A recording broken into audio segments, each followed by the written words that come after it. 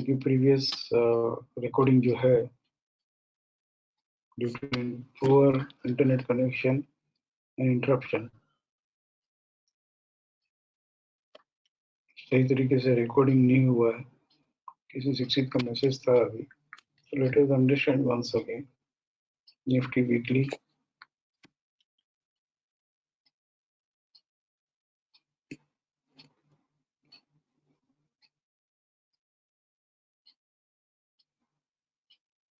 Alert column.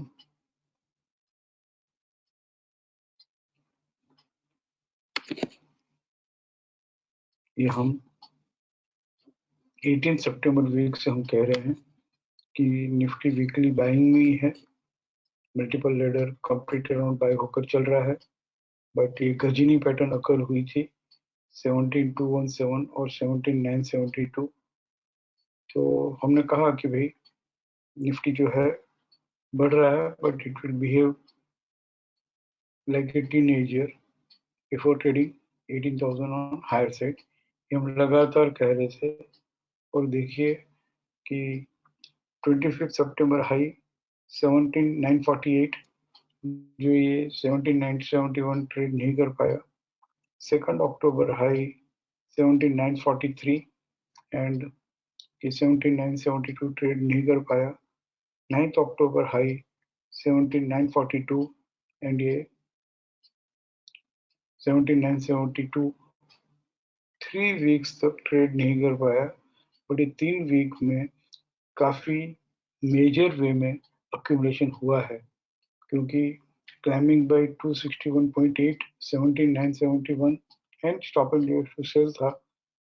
इसके लिए भी इसको एक बार रिट्रेस होना था, अक्यूमुलेशन होना था, तो हो चुका। एक दो सेलिंग के ट्रेड भी हमने इवनिंग वेबिनार में समझ के या व्हाट्सएप मैसेज के थ्रू समझ के लिए हैं, बट अल्टीमेटली वो बाइंग में ही है, ऐसा हमने समझा है। और इस बार जो प्रोजेक्टेड जर्नी 18,040 है, अब तो ट्रेड कर लेगी, ऐसा इंडिकेशन मिल रहा है। कैसे, ये हम देखते हैं।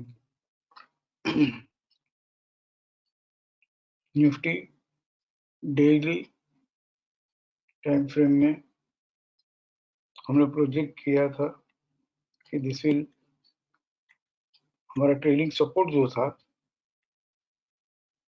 यहाँ पर, ये 23 सितंबर लेडर के बाद हमारा ट्रेलिंग सपोर्ट 17561 एंड फिर जैसे ये climbing buy 261.8 stop and use to sell, stop and use to sell, stop and use to buy, ये सब अकरेंसेस में हमारा पहला ट्रेलिंग सपोर्ट 17422 था, फिर 17400 हुआ और हाईएस्ट प्राइस इसमें हम देखें जैसे 17400 कैसे डिसाइड किया, हम सबको मालूम है। लो WDP, PCS और PCDS या ये अलर्ट कॉलम में जो लोएस्ट है, उन सब में जो भी लोएस्ट है वो 17400 ट्रेडिंग सपोर्ट है, और इस सब में जो हाईएस्ट प्राइस था है वो 18,040.81 है। मतलब अबव 17,400 हम काफी टाइम से बात कर रहे हैं कि 18,041 इसको जाना है।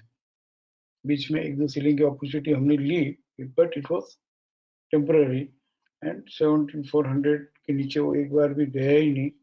और अब 18,040 की जर्नी जो है वो कंफर्म कर रहा है। कैसे कि 7 अक्टूबर को एक नई लेडर अकर हुई है।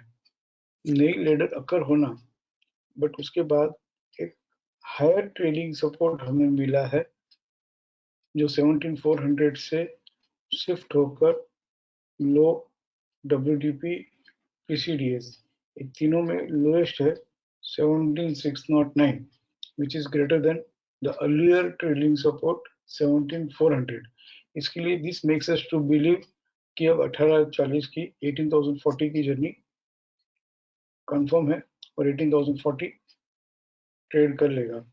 Then here stop and use to sell occur हुआ है, तो यहाँ पे हमें एक और ट्रेलिंग सपोर्ट मिला हायर साइड 17,716। अगर 17,400 से ट्रेलिंग सपोर्ट 17,610 हुआ, 17,610 से ट्रेलिंग सपोर्ट 17,716 हुआ, लो WDP, PCDS और अलर्ट कॉलम, ये चारों में लोएस्ट जो है वो 17,716 है। तो 17,716 के ऊपर है, तब तक वो 18,040 जो है वो ट्रेड कर लेगा, ऐसा हमें मानना चाहिए। और 18,040 ट्रेड करेगा तो कहाँ तक जाएगा, हम निफ्टी में 5% ऐसा नहीं बोल सकते हैं, स्क्रिप्ट में कहते हैं, तो कहाँ जाएगा, तो हम वीकली का सहारा लेते हैं एक और बात के लिए। वीकली कमिंग वीक में sleeping beauty in FC and catching the falling knife है, तो आईसीएफसी ओपन हो जाएगा ना तो ज़्यादा अच्छा है, लोअर बैंड पे मिलता हो, एफसी 38.2 के पास मिलता हो, और फिर जैसे ही लोअर टाइम फ्रेम में सपोर्ट मिलेगा तो हमारी फर्स्ट जर्नी आरसी 38.2 होगी, 23.6 से 38.2, फ्रॉम आरसी 38.2 फिर रिट्रेस होगा till RC 14.6, then it should stay above RC 14.6 TVLS 17,894, और यहाँ से फिर रिट्रेस होकर एक लो टाइम फ्रेम में सपोर्ट मिलकर RC 100% 18,190 या एब्सोल्यूट लेवल 18,255 या 306, ये नेक्स्ट वीक की चाल है। तो आईसीएफसी ओपन हो जाए ना तो बहुत अच्छा है, और होगा ऐसा हमें मानना चाहिए, क्योंकि उसको बढ़ना है तो रिट्रेस होगा। और स्लीपिंग ब्यूटी और कैचिंग द फॉलिंग नाइफ में यूजुअली आईसीएफसी ओपन हो जाए तो उसमें बढ़ने की स्ट्रेंथ आ ही जाती है। हाँ, आईसीआरसी ओपन हुआ तो यू नो करेक्ट होके फिर बढ़ेगा, it will not be easy कि भाई नेक्स्ट वीक ही बढ़ जाए, क्योंकि जब भी कैचिंग द फॉलिंग नाइफ होता है तो अपर बैंड ट्रेड करना इजी नहीं है, और अपर बैंड ट्रेड कर लिया तो सस्टेन करना इजी नहीं है डायरेक्ट। तो आईसीएफसी ओपन होकर रिट्रेस होकर एफआरएआर होकर आरसी 38.2 ट्रेड करे तो बेटर रहेगा, एंड दैट इज हाउ मुझे दिख रहा है कि ऐसे ही निफ्टी चलेगा। बट इन ओवरऑल कुछ भी कहो, डेली में जब तक 716 के ऊपर है तब तक 18,040 आएगा, और 18,040 ट्रेड करके फर्स्ट जर्नी वीकली का आरसी 100% 18,200 होगा। This is what Nifty suggest. Love you all, thank you. और हाँ, यस यस, यहाँ पे एक सपोर्ट रेजिस्टेंस रिपोर्ट में भी हम जाएं तो एफयूबी एफयूएस में फॉलो बाइंग यानी कि कंप्लीट राउंड बाय होकर मल्टीपल एफयूबी से चल रहा है, और ट्रेंडिंग नॉन ट्रेंडिंग में ट्रेंडिंग बाय से चल रहा है। एंड इसको हम लोड करें तो करीबन 33 स्क्रिप्ट आती है।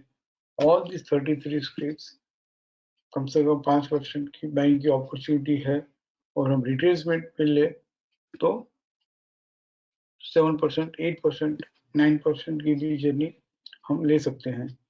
जैसे हमने रिलायंस में बात किया कि वो मंथली में RMSL हायर ओपन हुआ है तो रिट्रेस होगा, तो इनमें से जो जो स्क्रिप्ट मंथली में RMSL हायर है तो allow it to retrace and then buy. और जैसे हमने रिलायंस समझा, निफ्टी समझा, इस तरह से 33 स्क्रिप्ट्स भी आप लोग समझो।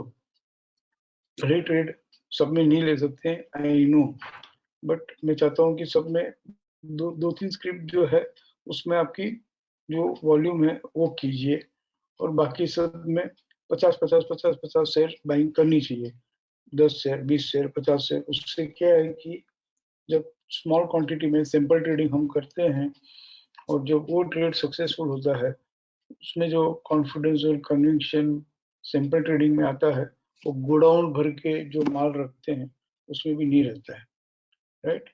I love you all, thank you very much.